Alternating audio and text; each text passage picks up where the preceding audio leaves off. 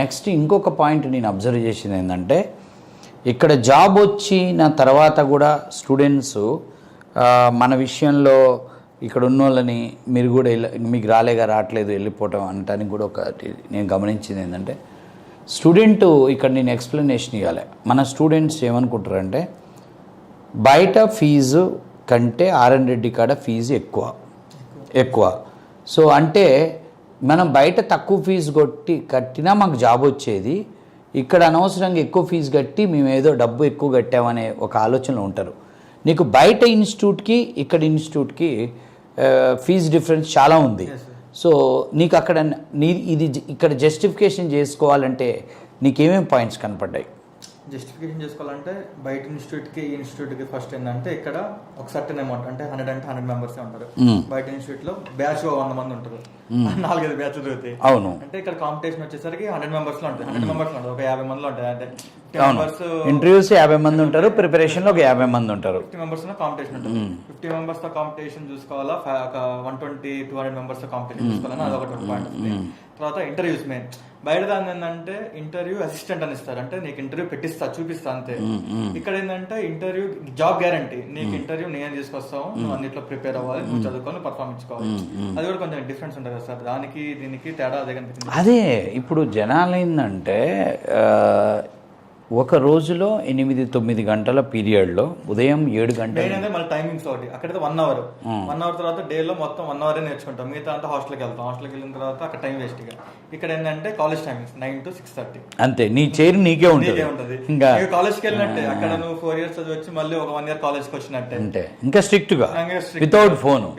ఇప్పుడు అమీర్పేటలో ఇన్స్టిట్యూట్ లో 7 గంటలకు క్లాసులు స్టార్ట్ అవుతాయి, నైట్ 9 గంటల వరకు రన్ అవుతాయి ఇన్స్టిట్యూట్స్. ఈ 7 నుంచి 9 మధ్యలో 5 నుంచి 7 బ్యాచ్లు తీసుకుంటారు, ఎవ్రీ 2 అవర్స్కి ఒక బ్యాచ్. స్టూడెంట్ అర్థం చేసుకోవాల్సింది ఏంటంటే అన్ని ఇన్స్టిట్యూట్స్ ఎవ్రీ 2 అవర్స్కి అదే క్లాస్ రూమ్లో 7 బ్యాచ్లు చెప్తారు. మనము పొద్దున 9 నుంచి 6:30 వరకు వితౌట్ డిస్టర్బెన్స్ లేకుండా ఒకటే బ్యాచ్ సింగిల్. అదే 50 మందికి 10 మంది, 3 ఫ్యాకల్టీలు, 7 మంది HR team, admin team work చేస్తుంది. అలా మేము ఒక 5 బ్యాచ్లు 6 బ్యాచ్లు 2 గంటలకు ఒక బ్యాచ్. ఇప్పుడు వాళ్ళందరూ ఏం చేస్తారంటే 2 గంటలకు ఒక బ్యాచ్ తీసుకొని వాళ్ళు ఉండమంటారు.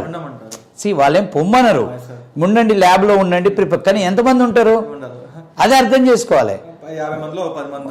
ఇంట్రెస్ట్ ఉన్న వాళ్ళు ఉంటారు, అందరూ వెళ్ళిపోయి హాస్టల్లో చదువుకుందాం అనుకుంటారు, ప్రిపేర్ అవుతా టాస్క్ చేద్దాం. ఇక్కడ స్ట్రిక్ట్గా నువ్వు ఉండాలి, ఇంక అంతే. నువ్వు వచ్చావంటే ఫోన్ ఇవ్వాలి, నువ్వు వెళ్ళాలంటే ఫోన్ తీసుకోవాలి. ఫోన్లన్నీ మా లాకర్లో ఉంటాయి కాబట్టి నీకు అంటిల్ అన్లెస్ ఎమర్జెన్సీ లేదు ఫోన్ ఇవ్వము. సో స్టార్టింగ్ లో మా బావ కూడా అన్నాడు, మార్నింగ్ నుంచి ఈవినింగ్ వరకు స్టూడెంట్ మా దగ్గరే ఉంటాడు, నువ్వు ఉండగలుగుతాను నన్ను అడిగాడు. సరే ఉంటాను చెప్పారు. నేను జాయిన్ అయ్యేటప్పుడు ప్రతి స్టూడెంట్తో నేను మాట్లాడినప్పుడు వరకు 2 పాయింట్లు చెప్తాను. నెంబర్ 1, మా ఫీజు ఒక్క ఇన్స్టిట్యూట్స్ ఫీజు మీద 3-4 times ఎక్కువ ఉంటుంది. ఎందుకు అంటే we are holding the student from morning to evening instead of organising 5 batches. ఇప్పుడు నేనే 5 బ్యాచ్లు తీసుకునేవాడిని అయితే 5 బ్యాచ్లు తక్కువ ఫీజు పెట్టి 5-6 బ్యాచ్లు తీసుకుంటే ఇక్కడ 500-600 మంది ఉంటారు. ఈ 500-600 మందిని మేము ఎక్కడ ప్లేస్మెంట్ ప్రోగ్రాంలో 100% సక్సెస్ ఈ విధంగా చేయలేం కదా. ఈరోజు ఒక స్టూడెంట్కి జాబ్ పోతే 3 సార్లు జాబ్ ఇప్పించాం మనం. ఇప్పుడు మన ట్రాక్ రికార్డులో లాస్ట్ 2 yearsలో కపుల్ ఆఫ్ స్టూడెంట్స్కి 1 time జాబ్ పోయింది, 2 times పోయింది, 3 సార్లు జాబ్ పోయినాక కూడా మనం సపోర్ట్ చేసి జాబులు ఇప్పిస్తున్నాం, వాళ్ళు మళ్ళీ ప్లేస్ చేస్తున్నాం విసుకోకుండా. సో అది అంత క్రౌడ్లో నేనైనా చేయలేను, ఎవరు చేయలేరు, అది ఇంపాసిబుల్. ఎందుకంటే మనకున్న టైంలో అదంతా కుదరదు. అందుకని we are going with high fees with less crowd, very high fees with less crowd. 100% placement అన్నప్పుడు దాని మీనింగ్ అదే. నెంబర్ దానికి కూడా ఏంటంటే ఇప్పుడు 6 months అంటే 6 months అయిన తర్వాత మళ్ళీ రా, నీకు ఆ చైర్ ఉండదు.